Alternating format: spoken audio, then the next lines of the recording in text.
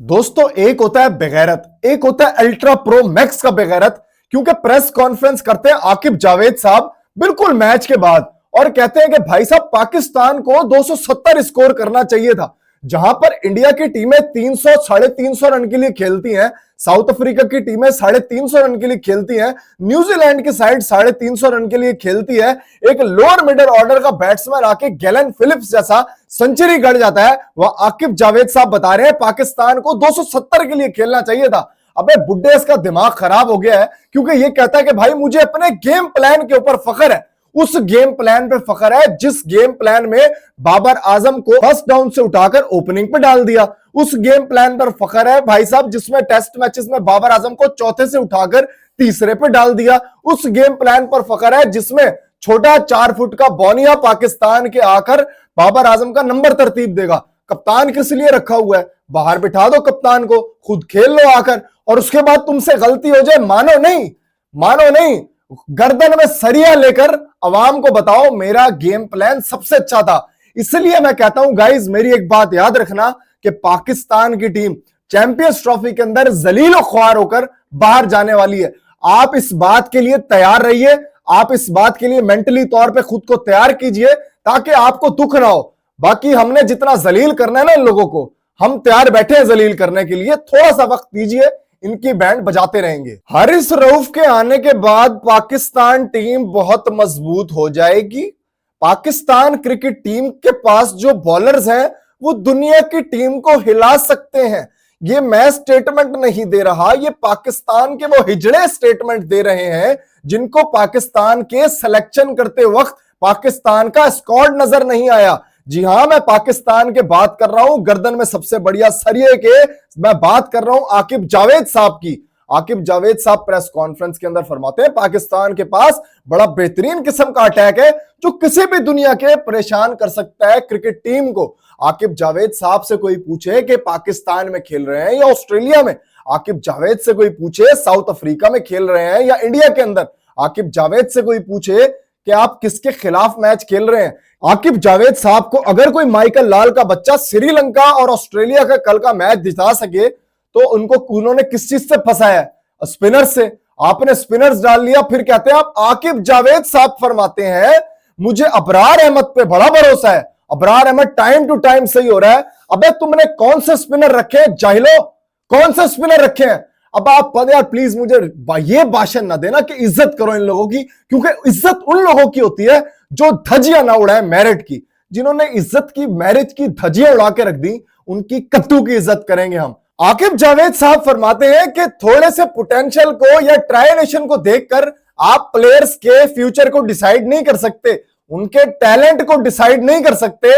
इतना सा सवाल बनता है आकिब जावेद साहब से, सिर्फ इतना बता दो कि बुज़दिल शाह की पाकिस्तान में कौन सी जगह बनती थी। सिर्फ इतना बता दो कि बुज़दिल शाह के पैदा होने के ऊपर सिर्फ उसकी मां खुश हुई थी और पूरा पाकिस्तान उससे नाराज है। सिर्फ इतना बता दो कि फहीम अशरफ ने कौन सी परफॉर्मेंस दी थी जो वो पाकिस्तान टीम का हिस्सा है। सिर्फ इतना बता दो कि फहीम अशरफ की जो 46 की बॉलिंग की एवरेज है उसके अंदर कौन सा फ्यूचर स्टार का पोटेंशियल है। सिर्फ इतना बता दो कि क्या इरफान खान न्याजी को बिठाकर बुज़दिल शाह को खिलाना अकलमंदाना फैसला है, या इतना बता दो कि पाकिस्तान ए टीम्स में जो प्लेयर्स खेल रहे हैं उनको बाहर बिठाकर फहीम अशरफ को खिलाना सबसे बड़ा फैसला है। इस बंदे से सवाल करना आपका हक है, क्योंकि ये पाकिस्तान के अपना एक एग्रेशन से, पाकिस्तान के लोगों के टेम्परामेंट से, पाकिस्तान के लोगों के उम्मीदों से ये बंदा लड़ रहा है और डिटाई के साथ स्टेटमेंट दे रहा है ये बुढ़ा।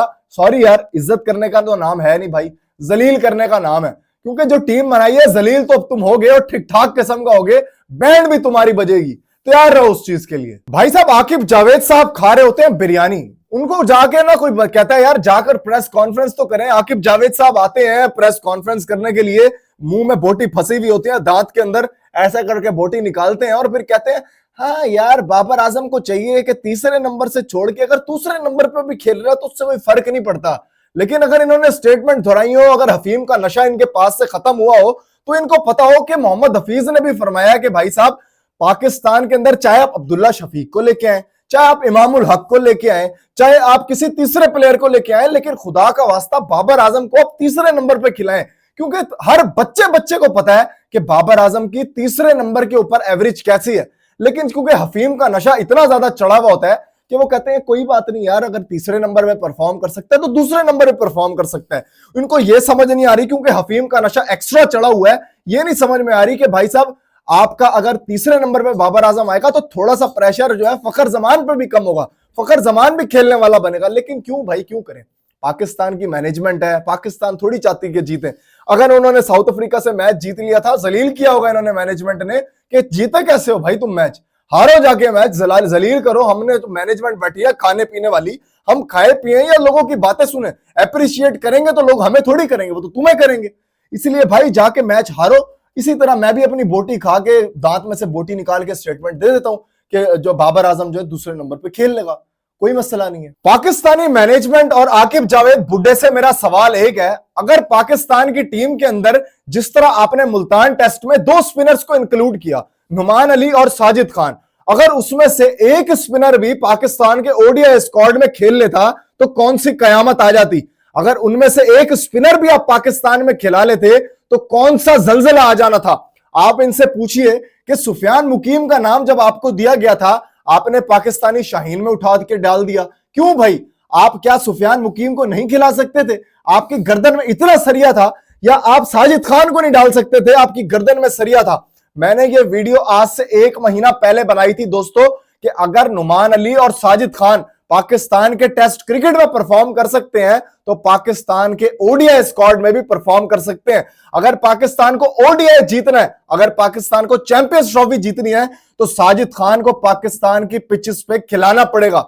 लेकिन किसी ने इसी बात पे तवज्जो नहीं दी। बहुत सारे क्रिकेटर्स ने भी इस बात पे कही बात कि भाई आप साजिद खान को वापस लाएं, आप ओडीआई खिलाएं, लेकिन पाकिस्तान की मैनेजमेंट समझने के काबिल नहीं थी, कासिर थी, उन्होंने नहीं डाला। और नतीजा क्या हुआ, कल के मैच में पाकिस्तान शाहीन ने अफगानिस्तान के फुल स्क्वाड को 144 रन के साथ हरा दिया, जिसमें शादाब खान भी शामिल हैं, जिसमें सुफियान मुकीम भी शामिल हैं।